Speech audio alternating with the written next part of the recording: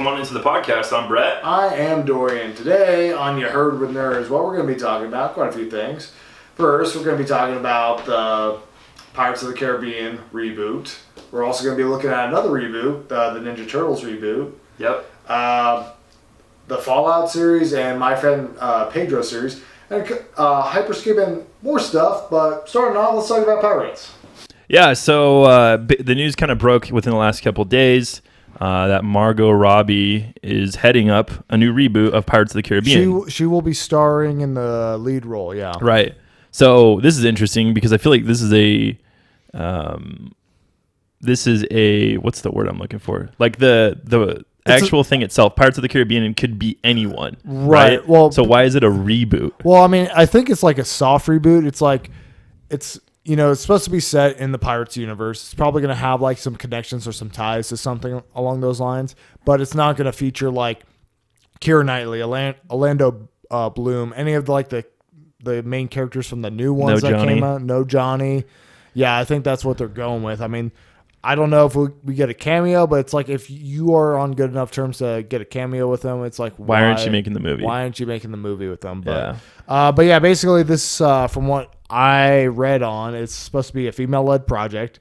Supposed to be focusing on like the new characters. Now, I don't know about you, but it's like these last couple of female-led projects, they didn't do so hot. Like Birds of Prey and the Ghostbusters 2016. Oceans did it too. Oceans did it too. Yeah, no, there's been like a lot of them. So I just don't get why they can't just do something original. Like do something completely different or pick another property. Here's the thing. It's like Pirates of the Caribbean, based on a theme park ride. Yeah.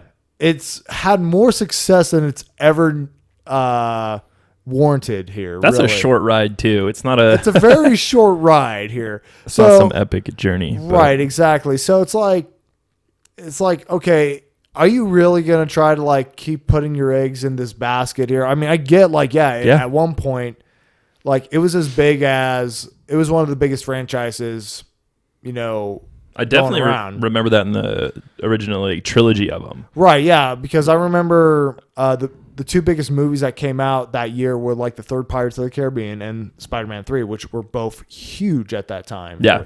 Both of them weren't received super well by people, but whatever. But no, it's honestly just a matter of I think they were really were trying to really pump a lot more life into this. Like, have you seen the fifth one by chance or no? I didn't know there was 5. I thought there was only 4. Yeah, no, they had a fifth one that came out. I'll have to watch them because honestly, I loved the first one. The first one was good. I liked the second one. Third one, I wasn't crazy about. I haven't seen the fourth one and fifth one. Well, all right, you want to just watch it, or do you want me to spoil it? I'll watch it. Okay, fair enough.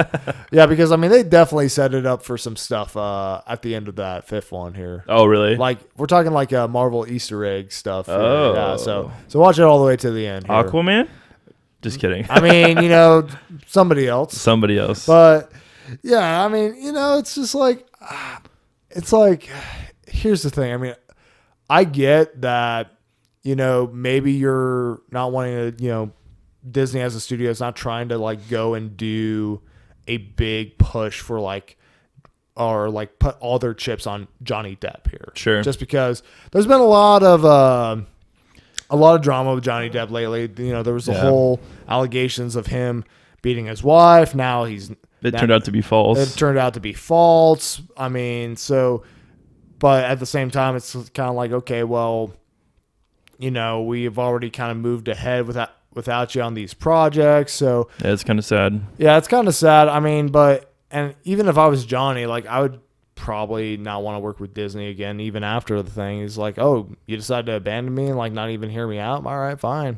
Forget you too. He doesn't really need him. He's big enough. He's big enough, yeah. And he's currently doing Harry Potter, so. Yeah, yep. Fantastic Beast. Yep, so. Number 3. So, I get, they are trying to do that, but it's like, at that point, just let Pirates of the Caribbean just, sail off into the sunset as far as I'm concerned here. It's like, if they didn't, let's just put it this way. If they didn't leave like a little like Easter egg tease at the end of the 5th one, I felt like that would have been like, just a good of ending for the series here, in all honesty. Okay. Well, let's talk about Seth Rogen's Ninja Turtles. Yeah, so... CGI movie, so it's not going to be live action. Yeah, but I mean, it is going to be essentially a reboot for like theatrical Turtles. Right, yeah. This is definitely a reboot for Turtles in the theater. Mm-hmm. But beyond that, that's kind of all we know at this point. Now, with that said, I really liked the CGI movie. I think they did it in 2007, Yeah, 2007. I thought that was really good. No, and... Okay, I'm going to admit something that might, or confess something that might test our friendship. I think that is the best Ninja Turtles movie. Yeah, I don't disagree. Okay, yeah. All right. I know you. I know you got a lot of nostalgia. Ninja Turtle 1 and Ninja Turtles 2 are better in my opinion, but I would understand why you would think that would be the best one. Well, yeah, I mean, I just think, the animation side just lends itself it's great. Super well to that universe. Yeah, here. And that's why they're doing it again, is that they realize that this is their best format is animation. Right. So why would you try to do... Because, I mean, essentially the Turtles are animation in the movies that are currently in the Michael Bay movies. Yeah, exactly. I mean, just stick to that. Just have everyone be it at that point. Yeah, I mean, well, it makes things a little bit easier. And plus, I mean, just the idea of hey, we got these turtles that are ninjas. We also got them that are, they're, just big or massive or something like that. And it's just like, okay, that's like a concept that's like it's not very realistic, to say the least. But I mean, you put that in like a CGI movie where ridiculous stuff happens all the time. Why not? Yeah. Here? Yeah, I'm just hoping for a good story with it. I think they'll do a good job with it. Now, does this mean Seth Rogen and all his buddies are going to be the voices?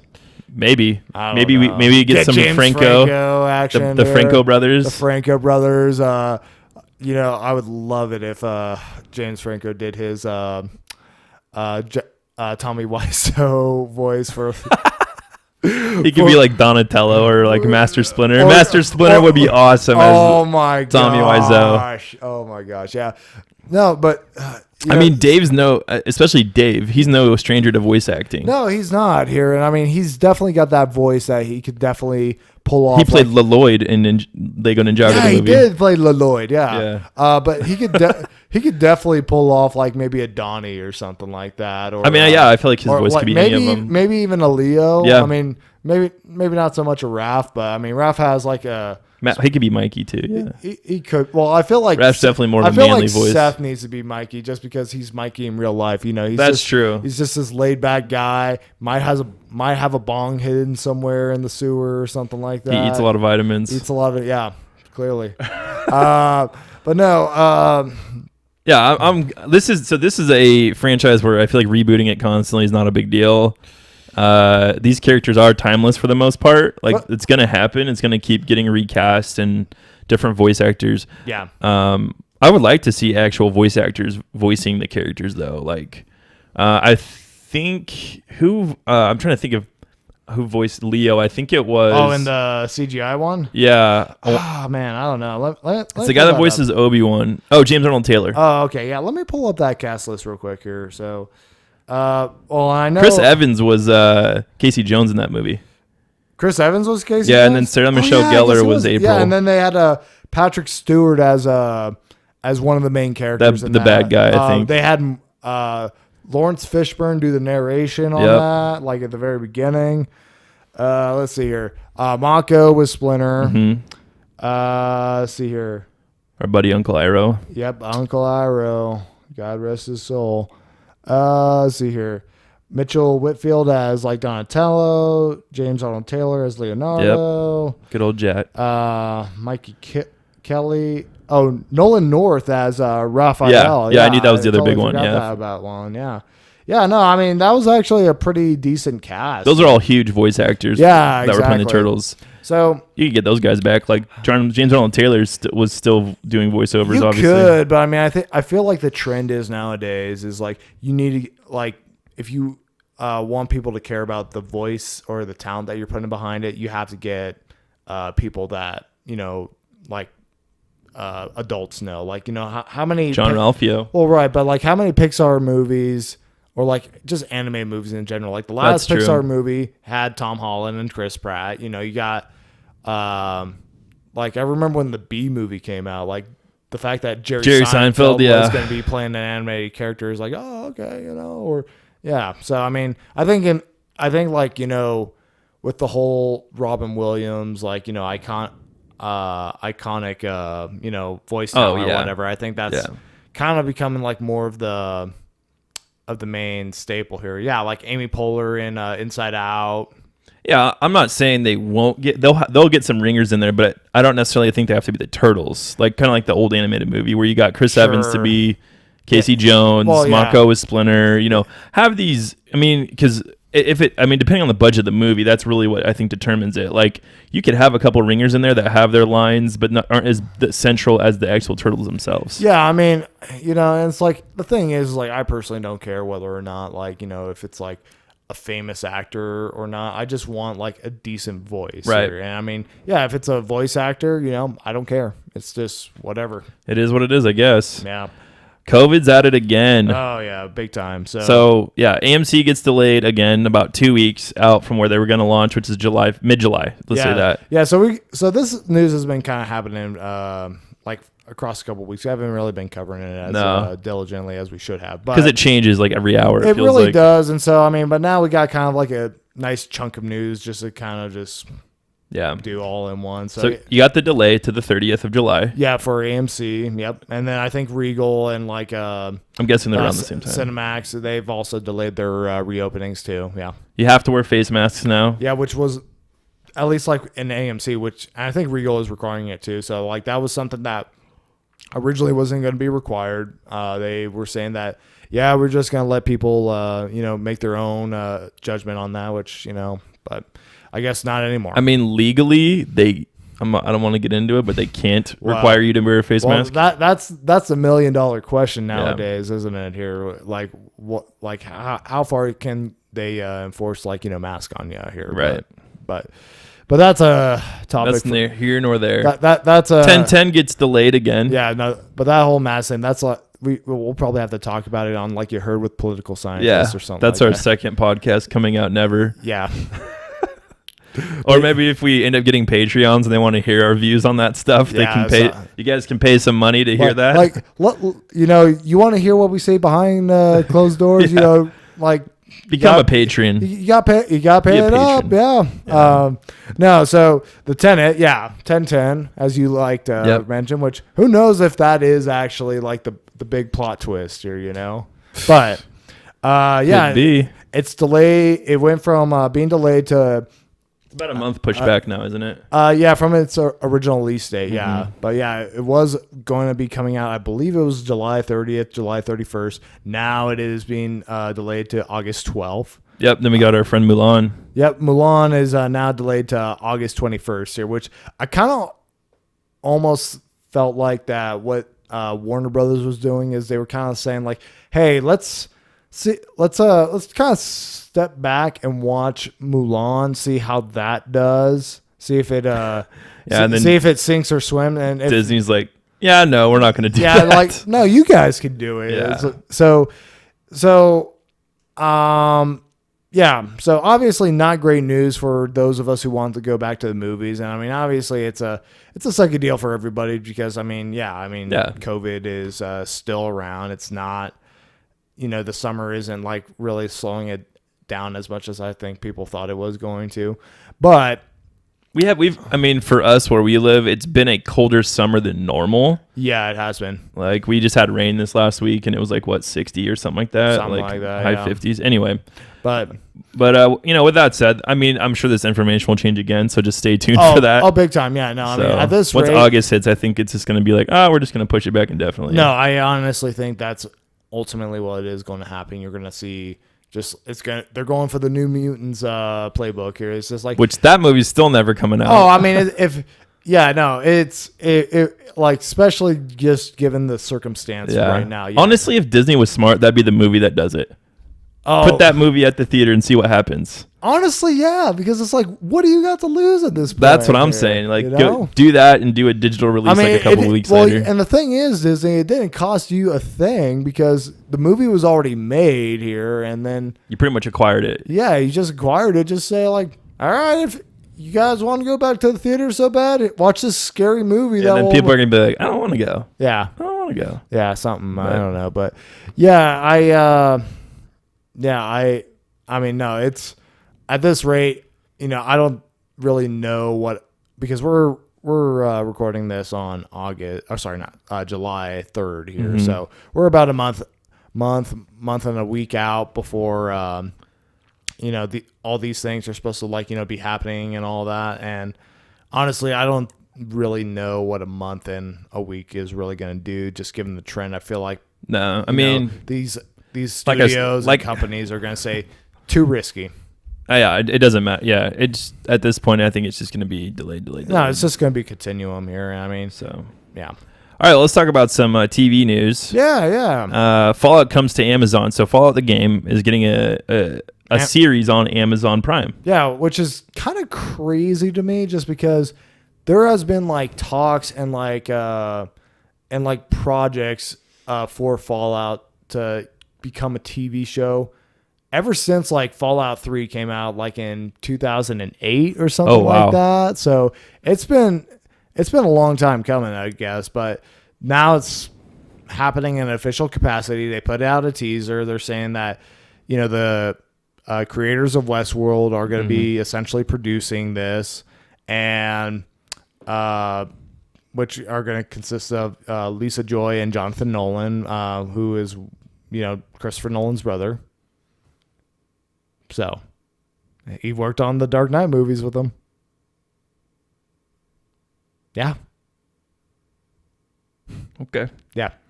So, I mean, here's the deal. I've played accumulatively maybe an hour of all Fallout games. Really? Like collectively, like Okay, combined.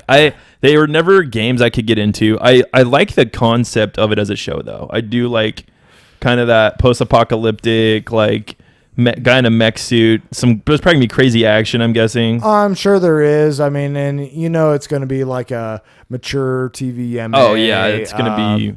Especially because, I mean, like in that game, you had the VAT system, which you basically do like these slow motion kills where you're like, you know, knocking like, you know, exploding heads or like, you know, severing limbs off of people. We just need a Doom TV show is what we need. Yeah, because the one with The Rock Yeah. a couple decades ago turned out so great. Yeah. I don't know. I mean, but then again, I mean, I would actually, if it did take like take after like the most recent games, I'd be probably into it here. Oh, if you just gave me like a TV show of that. Just give me soundtrack and shooting. I mean, or you know, get like the John Wick guy on that here. You know, That would be I mean, cool. I think that has potential if you just make it like a John Wick, but only like it's a dude fighting like demons and like chopping them up and stuff like Fighting that. the devil himself. Yeah, I'm like, okay, yeah, I might tune in for that. But but to get back on track here, so in terms of Fallout, so I've played Fallout 3. I've played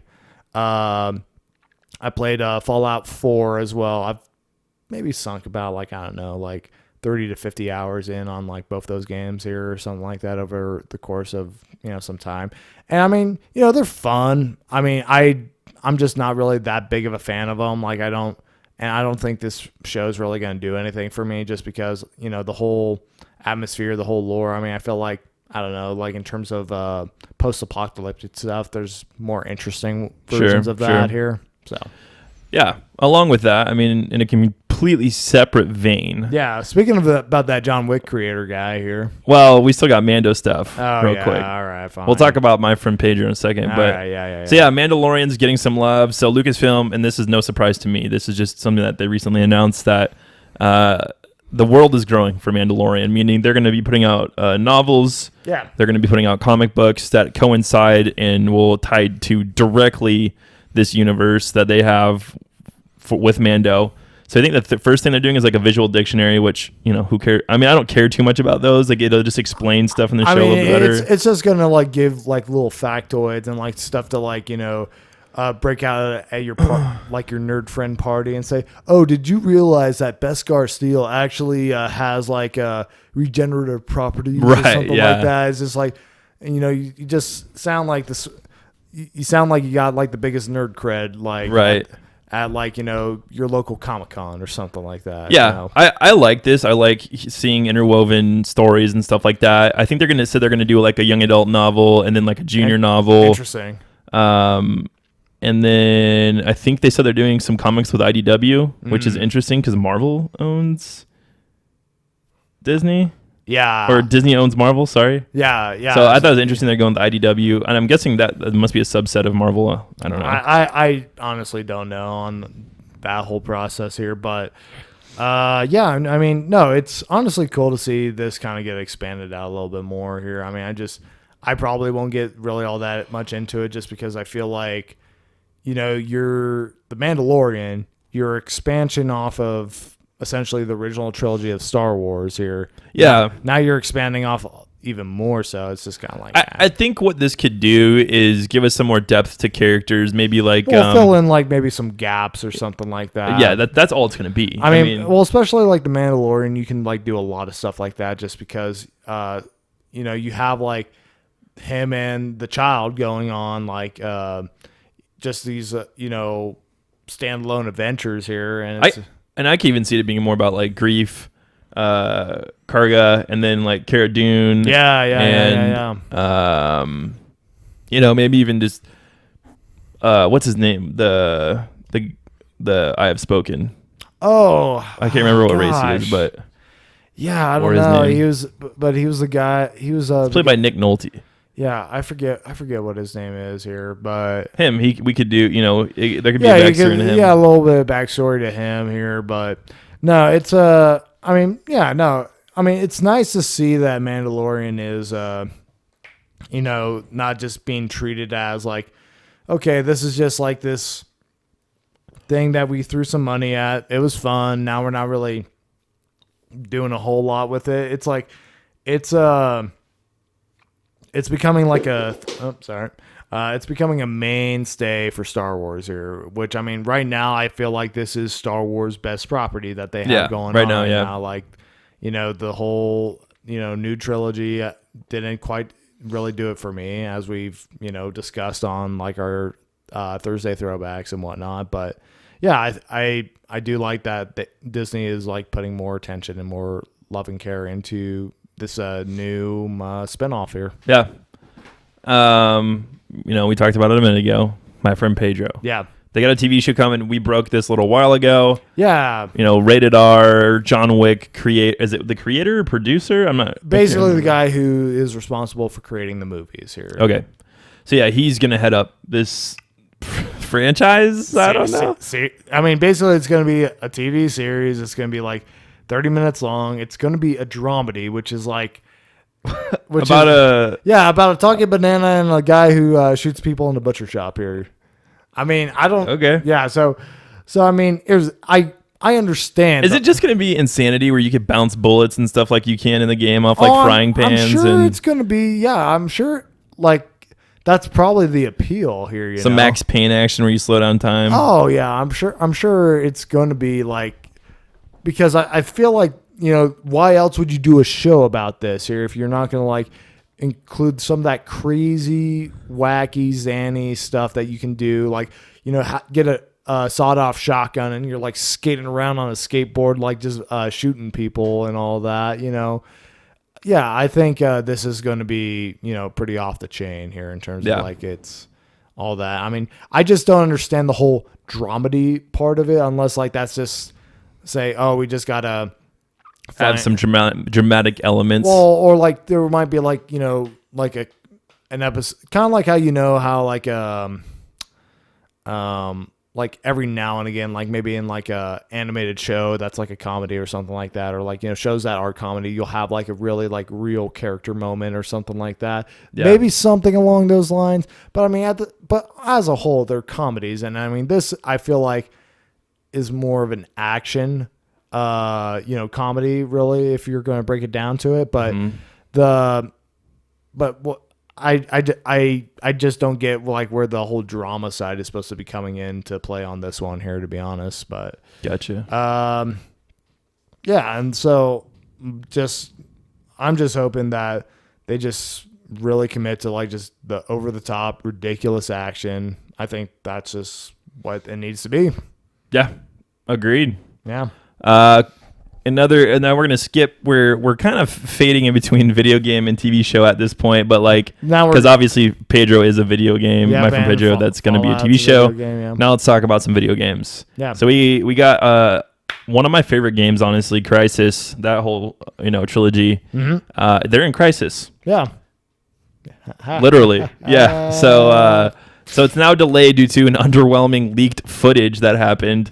Because there's supposed to be this big, huge thing that was happening where remaster, right? They were remastering the original Crysis game, and it got leaked, and people were it was okay. Some people were like, "Oh, this is cool." Other people were like, "This sucks. It's horrible." Well, yeah, explain that to me because It was basically a mixed bag, and so they're reworking it. What was it? Was it the graphics that they were? Graphics. Okay. Well, I mean, so like, what was it?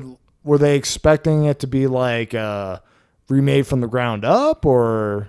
I'm not really sure. I'm assuming some people were thinking that, especially getting things like the Final Fantasy remake and stuff like that. Well, right, but that's a straight up like remake, not remaster. Right. I think people are confused by those words because to me, especially since this is coming to Switch, I did not anticipate it being a brand new looking game. Right. But that's the envelope Crysis always pushed was, the question was, especially for PC people, was can it run Crysis? Can it run Crysis? Yeah. Right. And that's not the case with this, and it never was supposed to be the case. But I think people have just, because that's what's usually associated with the name Crysis, people were thinking that. Yeah, I mean, well... So, I don't get it, but that's kind of like the mixed bag that's been going on. So obviously it would be nice for like every remaster that we ever got if it like basically got its, its gameplay, its graphics, and everything overhauled for like the current generation, like, the Final Fantasy VII remake and also the...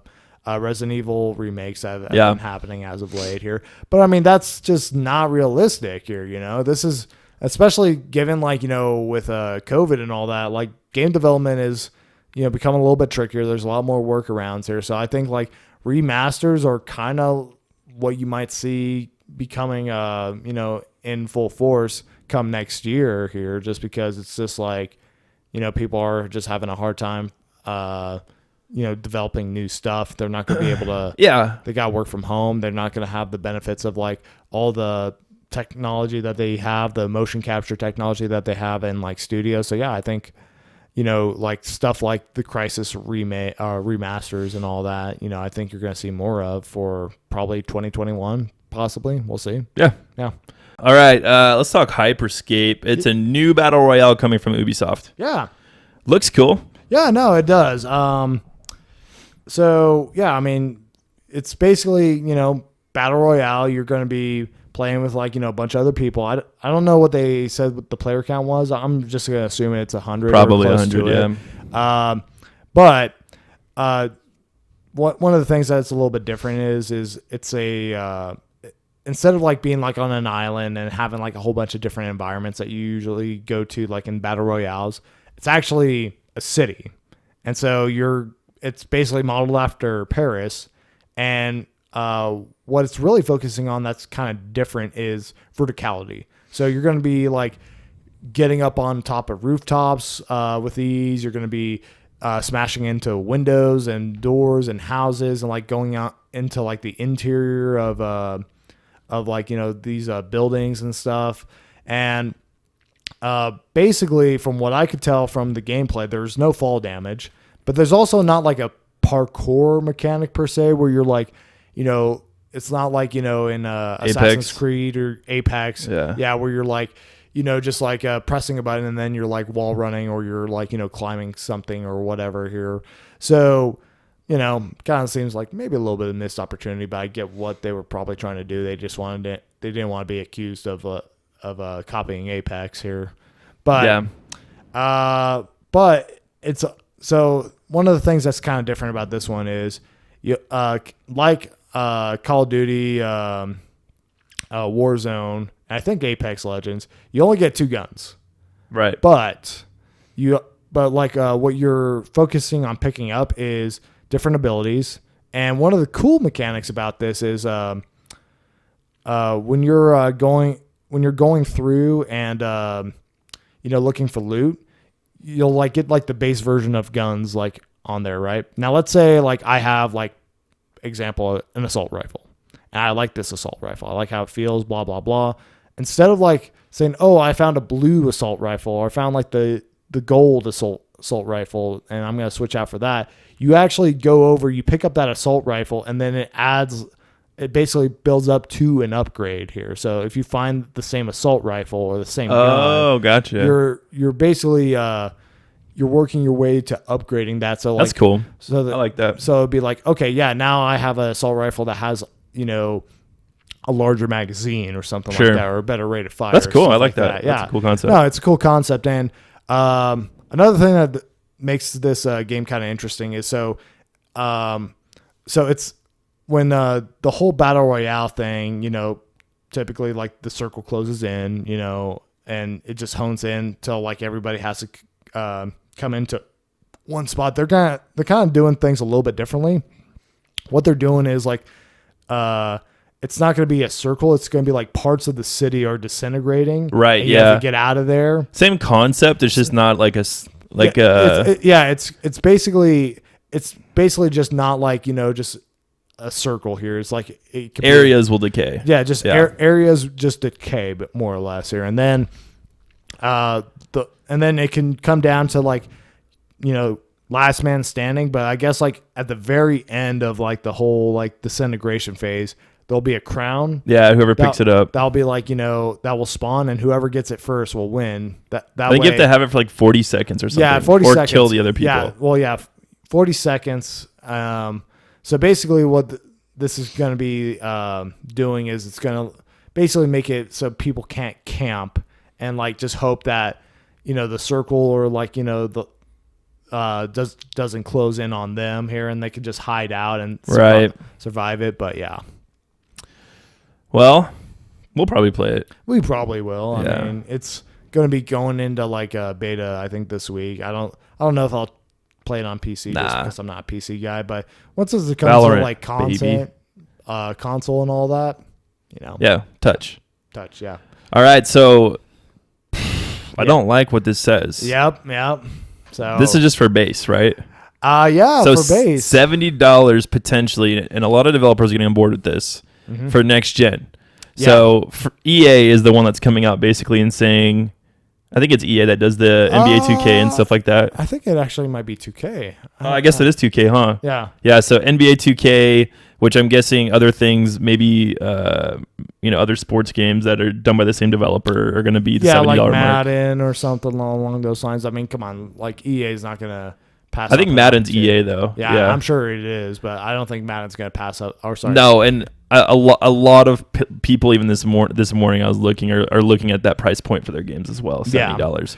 Yeah, I mean, this is just so. I need to calm down for a second. So let's actually describe what's happening. So basically, NBA 2K21, coming out on Xbox Series X and PlayStation 5 this winter. This winter or whenever it's coming out. Fall. But it is confirmed to be $10 more expensive than what you would be getting on like, a game for PlayStation 4 or Xbox One. So basically it is retailing for $69.99, and the word on the street is that other publishers are going to be going this route. And this trend may continue essentially just because, game development has the cost and it's the more price. Expensive. It's definitely more expensive, especially nowadays when you're putting in like things like motion capture and like trying to get like, some decent voice talent for like some of your story driven games and all that. So the price has definitely gone up compared to like just, the Super Nintendo days where you just have a couple of programmers program text and like have one guy do the sound or something like that. Yeah.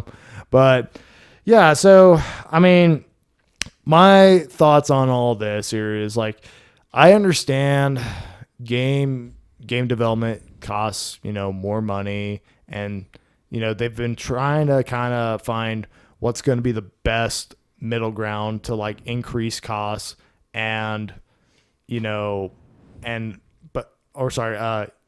gain more revenue, but not increase the overall retail price tag here. And they've kind of been doing that with like season passes and like all sorts of stuff here, which, depending on which game you bought, they've either done it well or they haven't. Yeah. So, my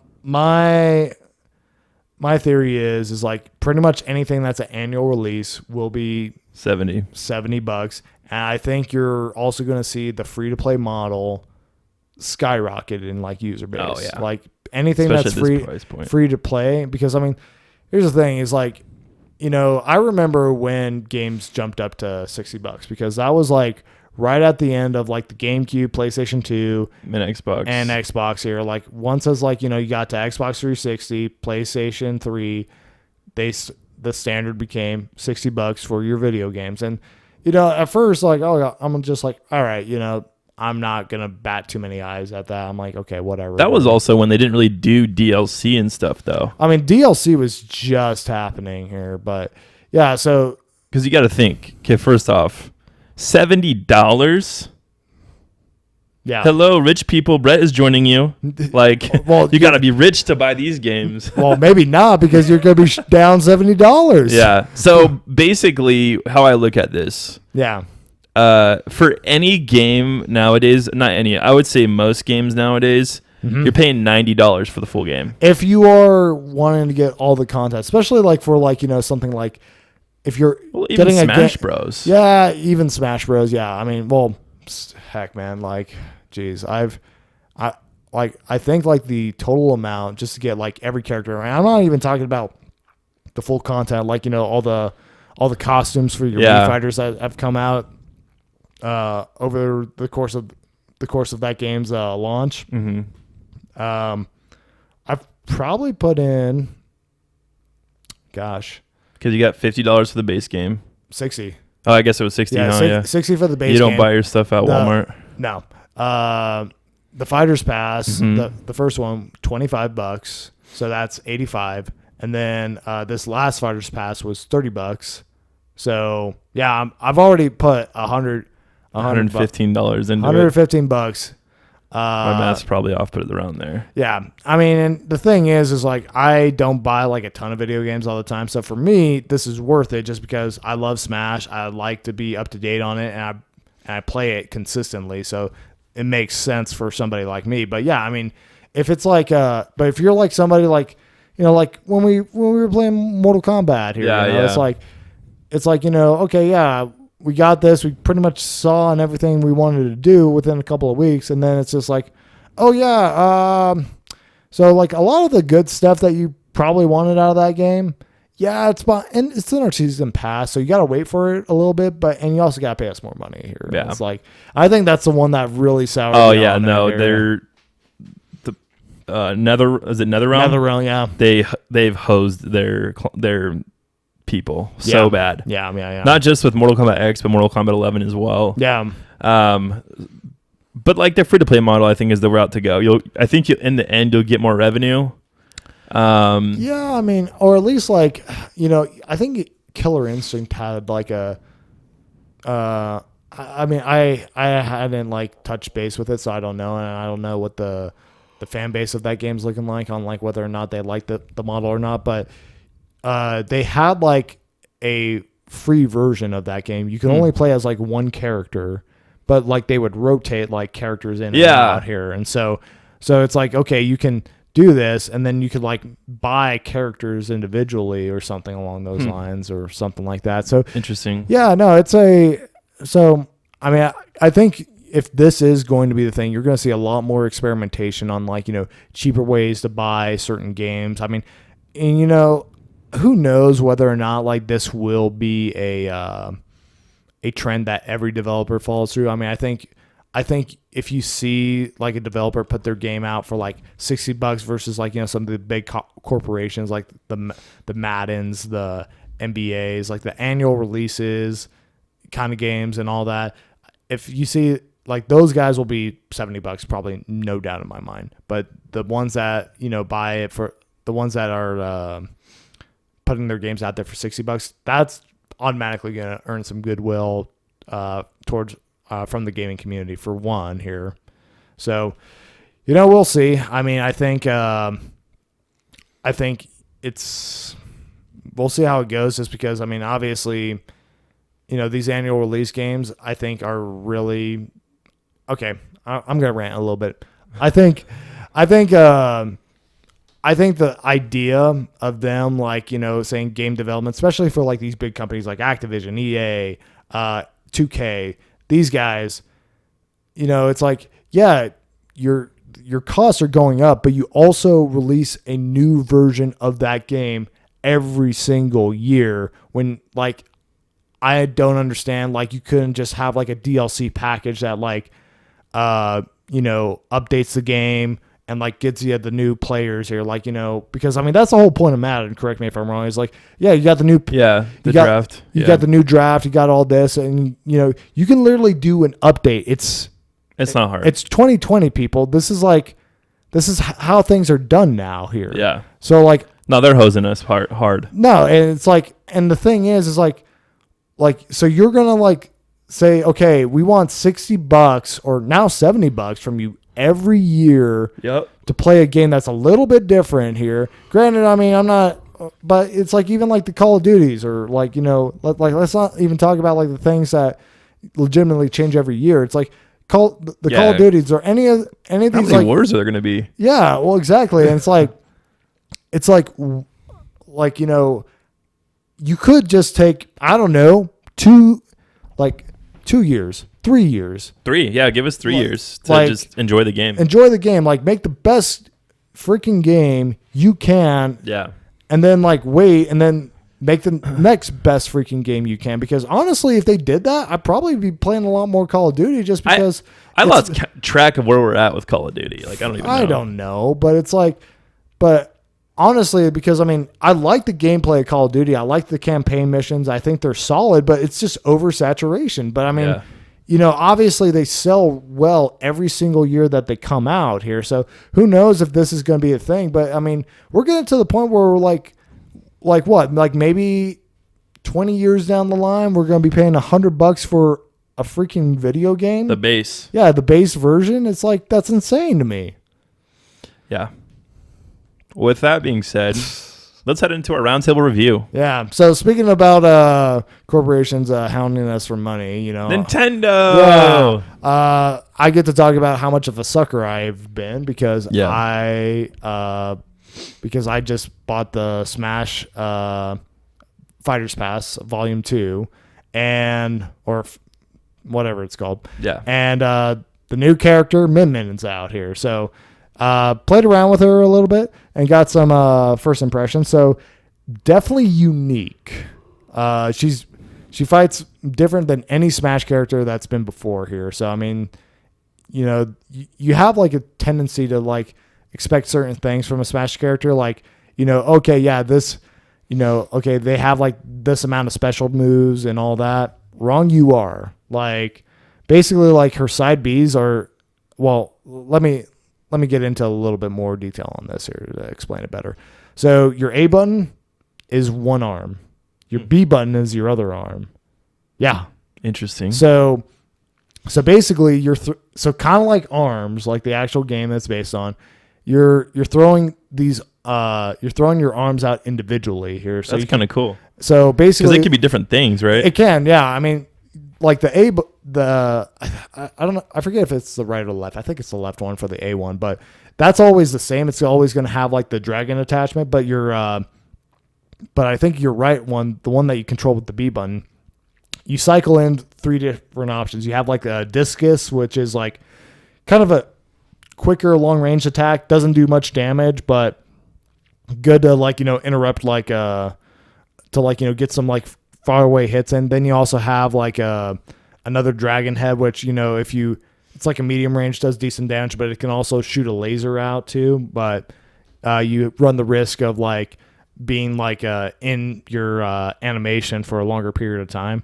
And then you got like the big wrecking ball one where is like that's the one you break out when you want to say, okay, this person's at kill percentage. I want to actually KO them. I want to go for the kill. Okay.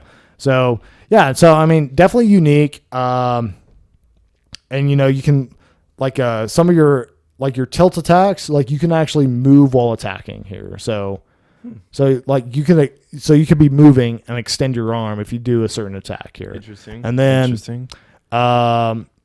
you can also do smash attacks while in the air. So you can like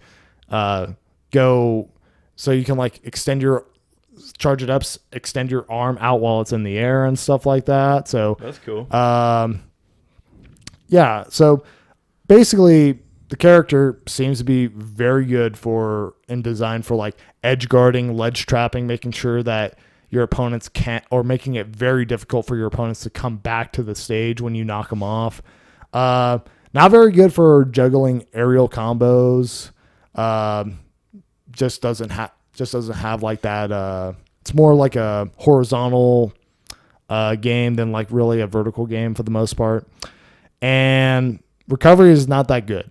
Like not surprising to me. Yeah, I feel like you should have had an arm stretched out and grab on. You do, but but the thing is like it's because I mean obviously, I mean let me put it this way: the vertical recovery is pretty decent. It's the horizontal recovery. So, okay. Because it's like obviously most of the time you get knocked off, kind of like going this way. Like if this is the stage right here, you're kind of getting knocked off that way. You have to get back horizontally, but you also have. But if you get low enough, then you have to get up vertically. Sure. There. So, but I mean, it's not. But her recovery is not nearly as bad as like Little Max or something like that.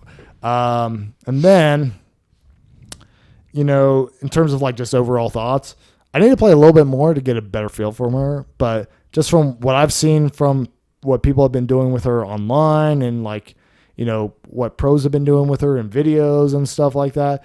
I feel like she could get competitive here. So cool. Yeah. Well, that's good, I guess. She's the first in this battle pass, and in this or whatever you want to call it, fighter pass. Yeah, it's a season pass for Smash Bros. It's like the second season pass here, but yeah. So there's 5 characters left. They're going to be rolling these guys out. I think all the way to 2022, like February 2022. So we still got we probably got some time before the next one is. Still hope for Goku. There never is. Master Chief. That's more likely than Goku. Which is so surprising to me. It is. It just is. I can see them doing some anime characters or something like that in the near future. Oh, no. You don't think so? No, I think because the creator has said like, yeah, I've seen the request for like, Goku or this anime character or that anime character. And he's just like, this is about video games specifically. That's fair. I'm not going to do that. So Master Chief, and see now, like, Microsoft and Nintendo have been playing nice recently. I mean, could happen. You never know. I mean, they did allow Banjo. I mean, that was a Microsoft thing, and they played ball with that. So yeah, we'll see. We will see. Well, thank you guys for listening and watching. We greatly appreciate it. You can check us out on our YouTube channel, which is You Heard with Nerds, our Facebook page, Twitter, Instagram, all that stuff. Go check us out. You can also support us on Patreon, patreon.com/withnerds. Have an awesome week. Remember to subscribe and like the videos. And remember, everyone's a nerd about something. We out.